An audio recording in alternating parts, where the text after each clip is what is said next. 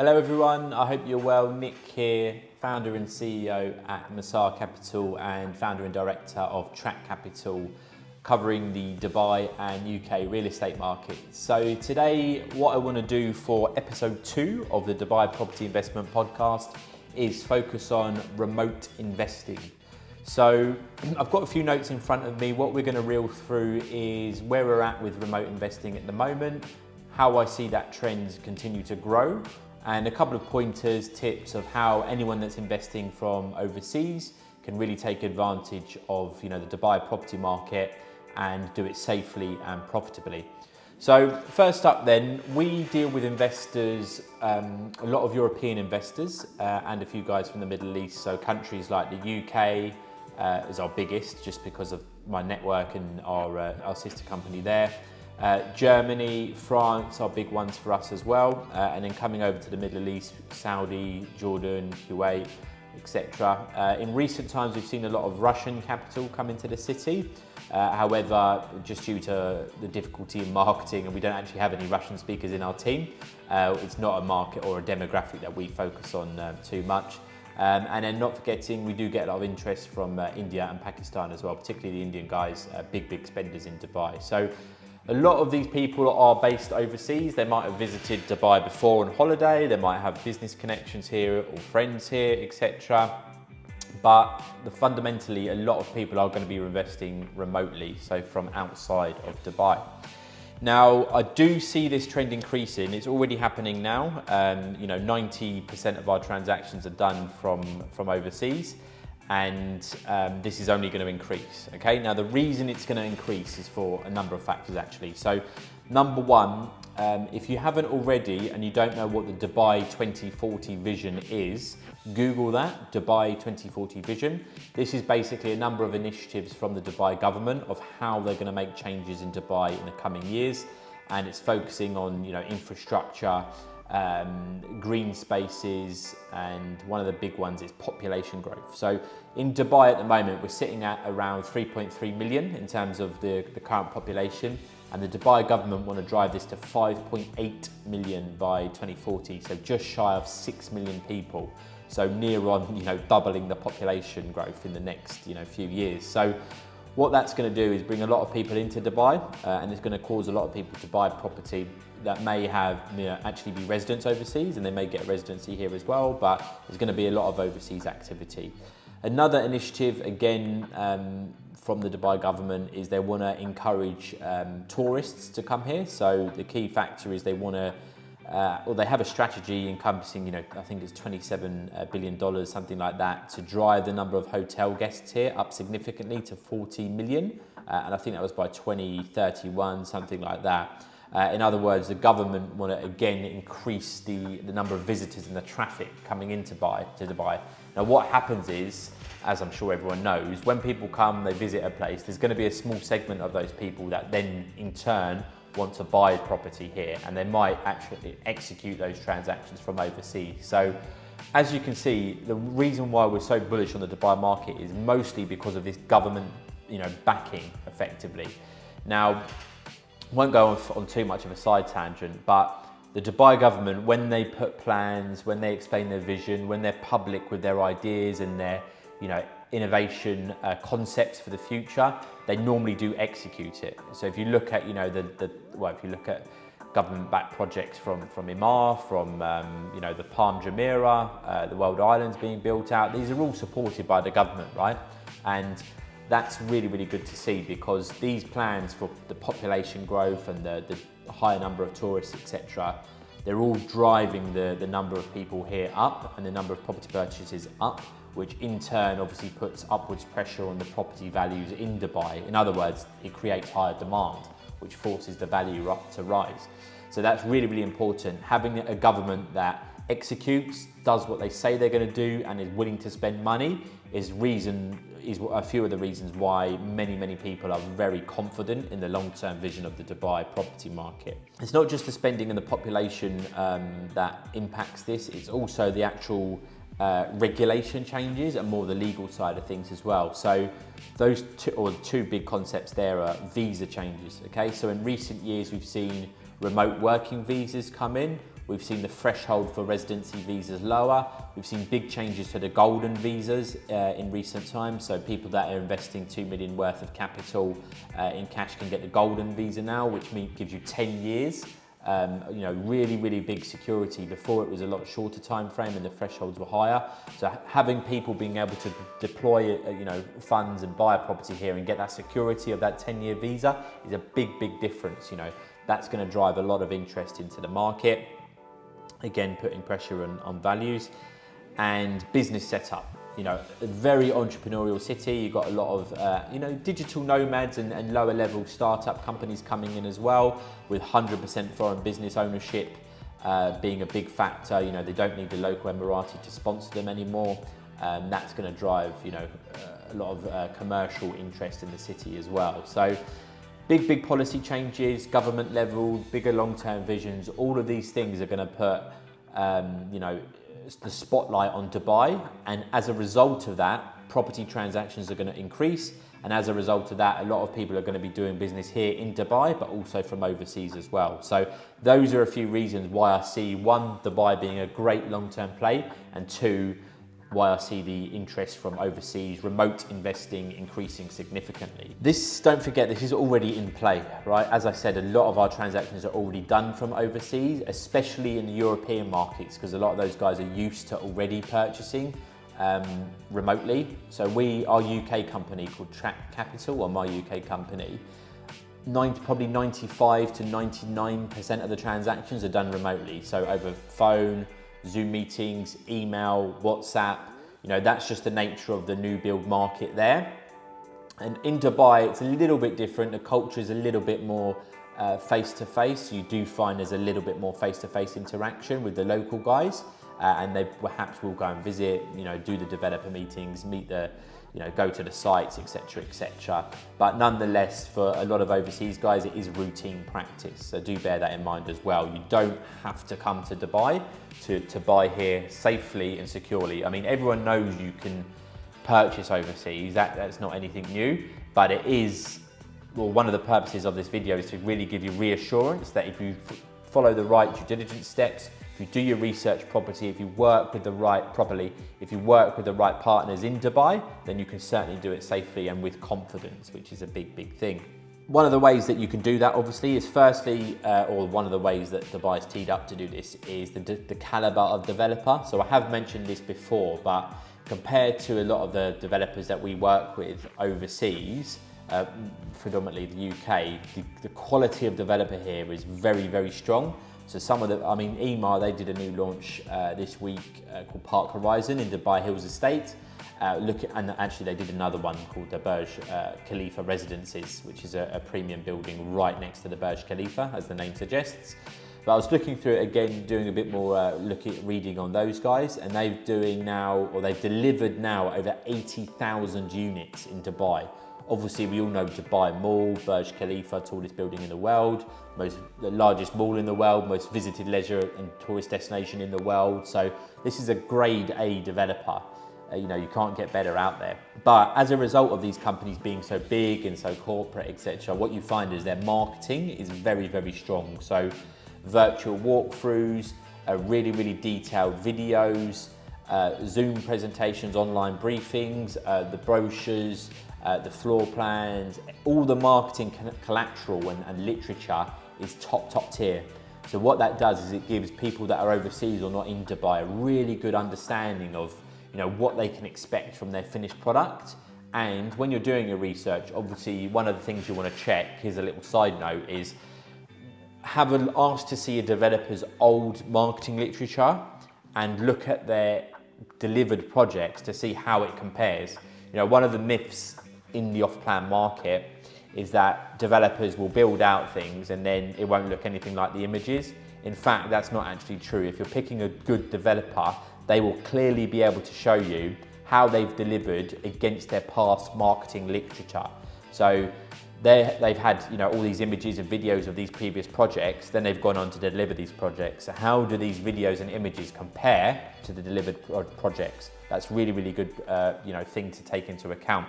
But overall, this advanced marketing, the virtual tours, the videos, the online presentations, those should be, you know, really, really good examples of what you're going to end up with once you've done your purchase. So what we go on to now is a few general tips of how to invest safely when you're doing it remotely or overseas. I've just kind of given you one there, but let's dive into a few of my notes that I've written down.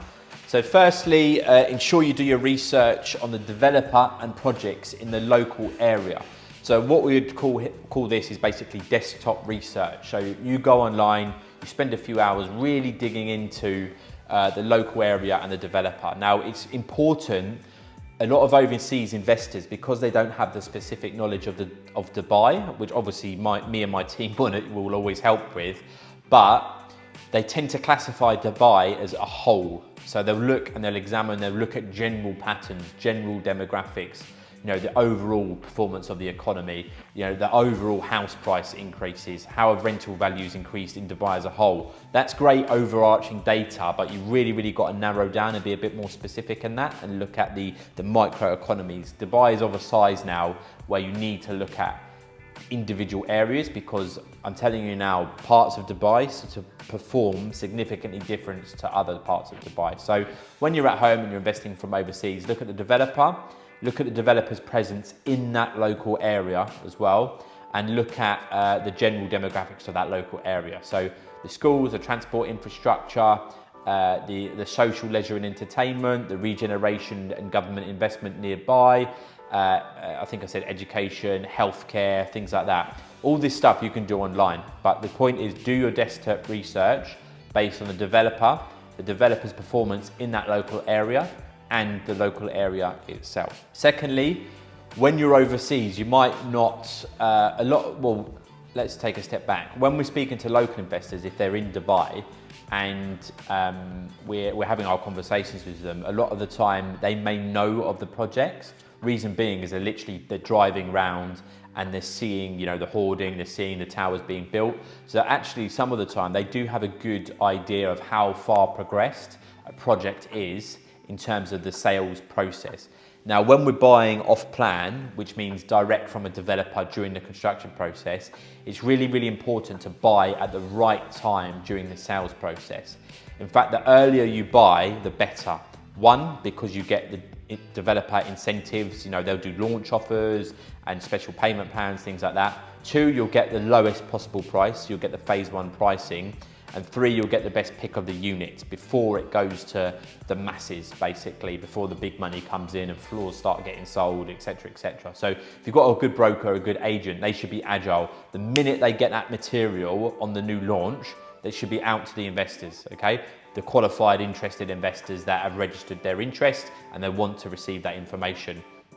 You know, it's not something that we would necessarily email out all the time to our investors, but people, once we've spoken to them, we understand their criteria, we will make sure within, you know, minutes they have that information so they can make that decision. Now, looking at the sales process as a whole, a lot of developers, they'll launch projects 18 to 24 months before completion. In other words, what that means is they'll start selling the units about 18 to 24 months before completion. Now, a lot of investors will come in from overseas and they'll say, you know, I've got whatever, 2 million dirhams and I want a ready property and I want it direct from the developer with a payment plan. So that's contradictory. The reason being is because you're never going to get a good deal from a unit that's been sitting on the market for 18 months. So the way you've got to think about it is the developer's launched a project. Within the first few months, most of the good units will be sold if it's a half decent project. Nowadays in Dubai, within days, the best units have sold. And we're talking about big, big towers here. So when you're overseas, you're not going to have that local knowledge to know how far down the sales process the project is. So a good question to ask your agent and broker is, how long has it been on the market for? And what's of the unit mix, which means, you know, how many studios, 1 beds, 2 beds are there, how many are remaining of each type, and how many have sold, how many were available originally. So you can give yourself an idea of one, what's the most popular units being sold, and two, how far down the sales process you're buying to know if you're buying at a premium. Because the developers here in Dubai, they're very aggressive with their pricing structures. So they start off very cheap, get a load of sales, flood it in, they'll demonstrate the investment case, they'll demonstrate demand from investors, and then they'll slowly phase up the pricing. So an investor that buys 6 months into the sales process versus someone that buys in stage 1 can be a 10% difference. And obviously on a 2 million, 3 million, 4 million dirham property is a big chunk of money. So do bear that in mind as well. When investors don't have the local knowledge of key locations, the big developer players, and just the general buying process, they're sometimes lured in by guaranteed returns and extensive payment plans. So yes, you can get good payment plans, but it's a bit of a myth in Dubai that every project has a really good payment plan, and that if you want to get a really lenient payment plan, you know, post handover, that Dubai is the place to go. That was the case a while back, but a lot of developers, simply due to demand and the fact that developers can do enough sales anyway, they're not as generous as they once were with their payment plans. So you'll get a lot of overseas and remote investors that will come in, they'll see a project with a great payment plan and perhaps even a guaranteed return, and they'll base their decision on that. So my word of warning and my tip for this one is, if you're buying from overseas and you're investing remotely, is to make sure you're not buying just off the fact that it's got a good payment plan, okay? The reason being is because if it has a good, really attractive payment plan and perhaps a guaranteed return, there is a reason why the developer is offering you that. It's because they're trying to incentivize investors to buy. So it may mean that the investment is not, you know, the best quality or the best opportunity out there. So do bear that in mind as well. Another big one is project briefing. So I really advise investors, one, to work with a good broker / consultant, because they will look at the whole market and they will give you the projects from each developer. They'll give you unbiased advice. And to them, you know, to us, let's say, it doesn't matter which developer you buy with, we're pretty much paid the same amount of money. Because as you're aware, when we introduce investors, we're paid by the developer. We don't charge the investor fee. We make our money from the different developers. So if you work with a broker, they should be able to get your criteria, go to market, speak to the developers, and then present you with options. But what they should have is a good relationship with that developer. They've got a good real expert in that developer's range of products and their portfolio.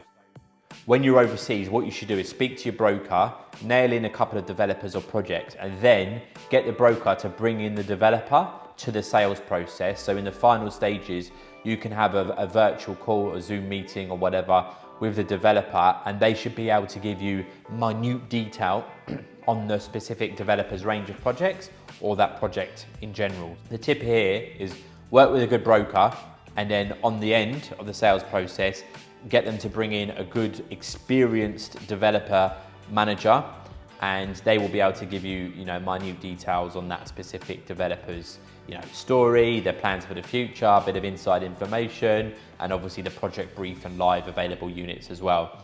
And a word of warning, what I would advise you to do is the staff turnover for development teams in Dubai is high. And what I mean by that is you get a lot of staff that join development teams and then they move on, okay? Either because they haven't performed or for whatever reason. When you are bringing in a developer partner, make sure they're actually experienced, make sure they know what they're doing, make sure they've been with the developer for over a year at least. You know, because what you don't want to do is get, you know, bring in a developer to the sales process and they're just reading from the brochure, because we can do that anyway. You really want to work with a developer partner who's got a lot of experience, and I'm speaking about the individual staff member, right? So hopefully that helps and gives you a bit of insight, which perhaps a lot of people wouldn't think about. And finally, point number 5 or 6, something like that, is to make sure that you are working again with a good broker, but that you are individually looking at your legal documentation and you're familiar with the buying process. The main purchase agreement here in Dubai is called the sales and purchase agreement.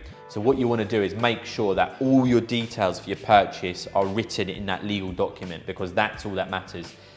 It doesn't matter what your agent tells you over the phone or via WhatsApp, although to be fair, WhatsApp you have to sell correctly even via WhatsApp now. In other words, you can't mislead investors or give the wrong information, etc., because you can be held accountable for that. So do make sure the terms and conditions, the hidden charges, everything is spelt out by the agent, and then it's written and included in your sales and purchase agreement as well. The reason why this is important for overseas investors is because simply they don't have the knowledge of the buying process. The buying process in Dubai is very, very different to the UK. For a start, there's no solicitors involved or no legal teams involved. So really you've got to make sure your document is very clear, you understand the process, you're not being rushed into a decision, you've got it spelled, written out for you very clearly, all charges, all anticipated timeframes, and all legal documents are going to be included. Sometimes it can be a bit more complex if there's guaranteed returns, etc, etc. Yeah, that's the gist of it. So I hope that helps, guys. I'll just very, very quickly recap on those. Number one, make use of the developer's marketing material. So the virtual tours, Zoom briefings, all the marketing collateral. Really take your time to read through it, study it, and become really familiar with it. Number two would be the research you do on the developer, on the developer's experience in that micro local area and on the local area itself. Number three, buy at the right time during the sales process. As I said, if you're local, normally they might have seen the building, they'll understand at what stage the construction is, and they can get an idea of how long it's been on the market. If you're overseas, you can't. So ask your sales agent, ask your broker, how long has it been on the market, what units are selling well, and that will give you a good understanding of if you're buying at the right time or you're buying at a later stage at an inflated price. Number three, don't be lured in by high payment plans and guaranteed returns, because normally that means that the developer is doing that to incentivize sales. So it probably means they haven't been able to sell the project with a general or more mainstream structure. So that may indicate it's not an ideal project. Number four, project briefings. So really speak to a broker first, because they'll give you impartial advice and a good overarching picture. But once you've nailed in on a developer or location, bring the developer agent manager into the sales process, someone that's experienced and has been working for that developer before, and that way you're going to get the best of both worlds. Work with a quality agent and with a quality developer individual agent on the developer's team, and they'll give you the micro detail and the really up-to-date current insight information on that particular developer. And you do that by getting them to jump on Zoom calls, etc. And number six, whatever it was, is make sure you are or you have a very good understanding of the sales and purchase process, all costs, and that's going to be written in your sales and purchase agreement before you commit to the investment. So get your agent to spell it out in writing, so you've got everything there, it's black and white, and you can say, yes, I'm happy with that, I can proceed. That's really, really crucial. And then make sure, once you've committed to the investment or paid your booking fee, just double check that all that information matches up in your sales and purchase agreement, because that's the really, really important bit. But yeah, that's it, guys, for today. Hopefully that helps on our second podcast, all related to overseas investment and remote investing. Any questions, anything you need, as always, let us know. Just drop me a message on WhatsApp. You should find my contact details in the description below, or visit Masar Capital, MASAR capital.ae to learn a bit more about us. But I'll catch up with you soon, guys, and thanks for your time.